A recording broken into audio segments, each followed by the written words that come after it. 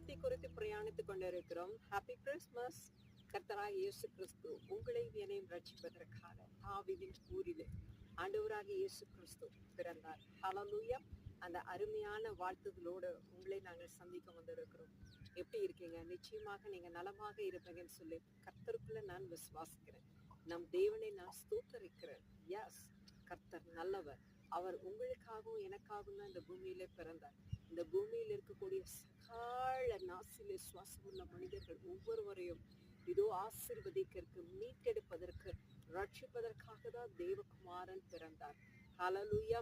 நம்ம பரலோக தேவன் தாமே தம்முடைய சொந்த குமாரன் என்று பாராமல் உங்களுக்காகவும் எனக்காகவும்